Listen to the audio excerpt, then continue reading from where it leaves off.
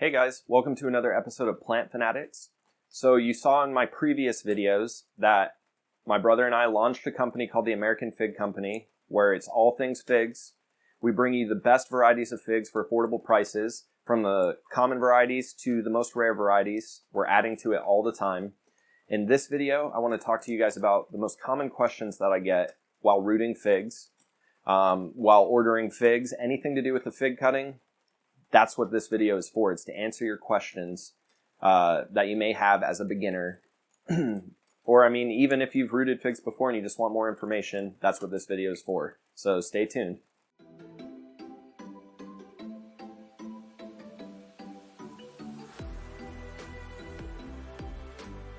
All right, guys, let's get right into it.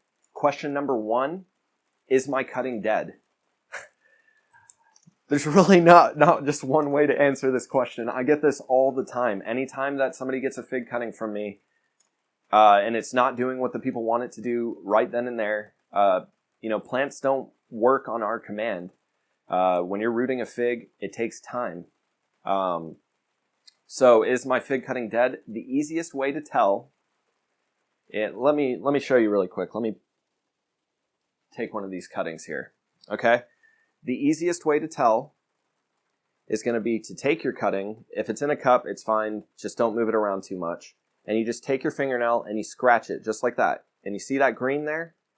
That green is a very good indicator that that cutting is alive and healthy. That's the easiest way to tell if a cutting is alive or not. Okay? The tops of these cuttings are going to start lignifying, which means that it's callousing. And you're not going to be able to tell there anymore. So just because the top of your cutting looks like that is not a bad thing. That's supposed to happen. It's going to naturally happen. So scratching the bark to see the cambium layer, the green layer that I just showed you is called the cambium layer. An alive plant is going to have that. A dead plant is not. If that bark just strips off, there's no green, then chances are your cutting did rot. It is dead. That's not necessarily where you bought it from's fault. It's an overwatering problem. Ways to solve that would be make sure that there's drainage at the bottom of whatever container you're using to root these cuttings. Too much water is the kryptonite of cuttings. You don't want to rot your cutting. You don't want it to be too dry, but you don't want it to be too moist. But especially with fig cuttings, you don't want it to be too moist. They will rot. So just lightly moist soil is perfect. You don't want to drench it. It's not like watering an already rooted potted plant. That's not how we want to do things. We want lightly moist soil. So that's question number 1, is my cutting dead? Question number 2, how do I root my fig cuttings?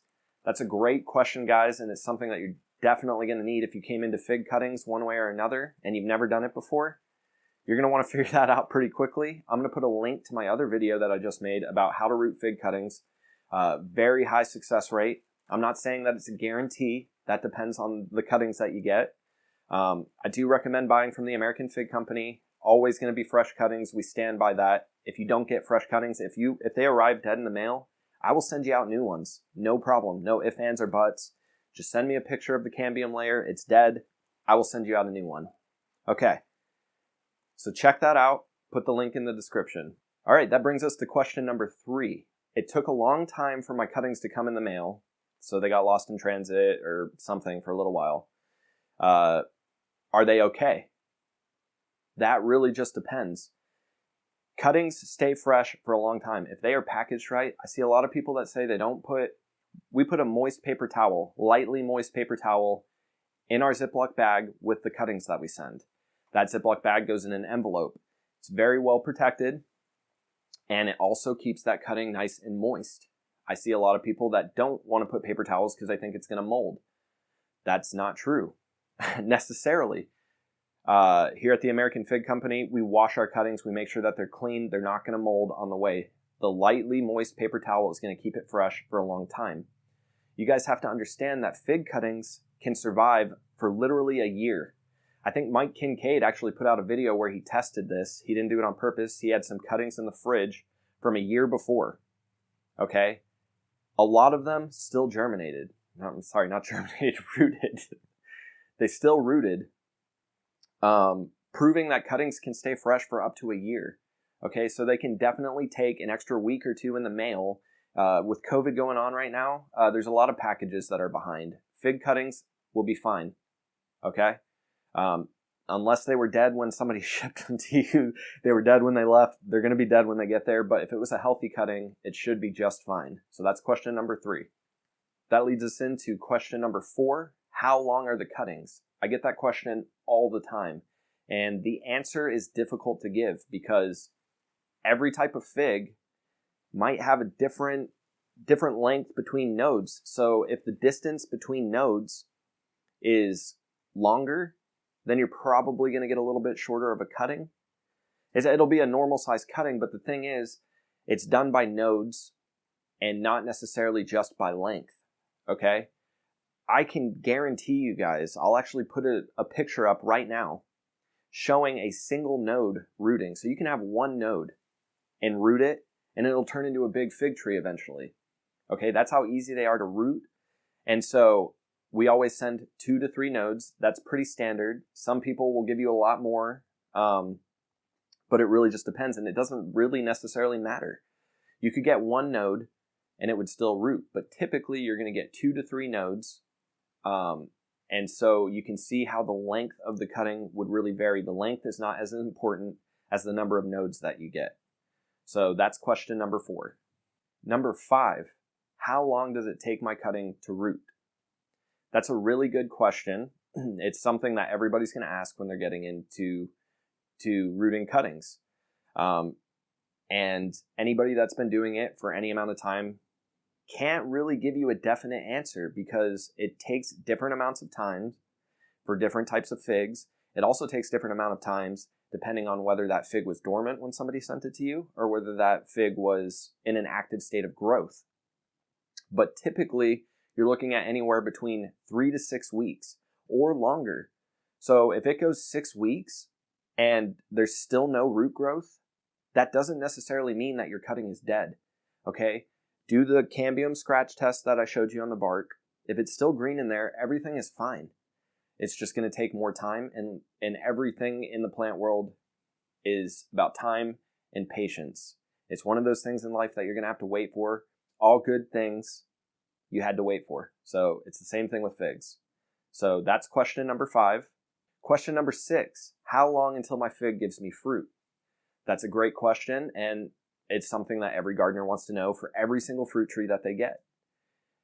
And with figs, it's actually a great thing because they tend to fruit much faster than something like an apple tree or a citrus tree, anything like that. You could potentially have figs off of, maybe not a lot, but you could have at least a couple of figs off of your fig tree in the very first season after rooting it. That's not a guarantee. Like I said, it just varies cutting to cutting, tree to tree, but 2 years, 3 years, definitely. You will get fruit.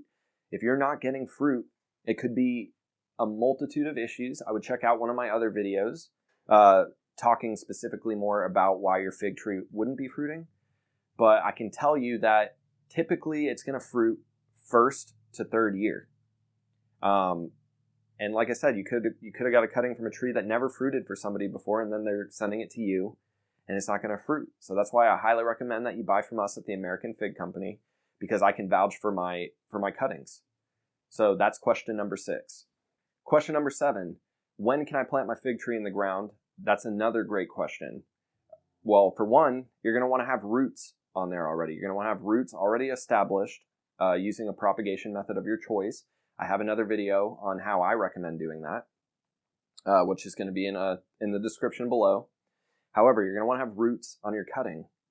And the next thing that you're going to want to do is figure out the last frost date for your area. So type in the search engine, your city, your state, and then put last frost date. And it's going to tell you the last frost date, the average last frost date of your area. Now you could have a frost after that, so I actually kind of recommend waiting a couple days after that. And then you can plant it in the ground, and it'll be ready to go. They're very easy to grow, very vigorous growers, very fast growers. So you won't have to worry too much about that, but last frost date is what's most important. That's question number 7. Question number 8, does my fig tree need a pollinator? And the answer to that question is typically no. There are certain varieties that will need a pollinator, but most of them that you're going to find in the trade, and all of the ones that we sell at the American Fig Company, are not going to need a pollinator. Okay, you can plant one tree in the ground and it's going to give you tons of fruit for years and years and years. So that's question number 8. Question number 9 is, why did my fig cutting die? And I wish that I could give you a one-size-fits-all answer for that, but I just can't. I'm going to give you the top reasons why. Number 1 is, it came in the mail dead. Always check and make sure that your cutting is alive before you even start the rooting process. Otherwise, you could go through weeks and not know that your cutting is dead. And that's weeks that you could have had a fresh cutting and actually done it and got roots. So it's a big waste of time. Check it as soon as it comes in the mail before you plant it.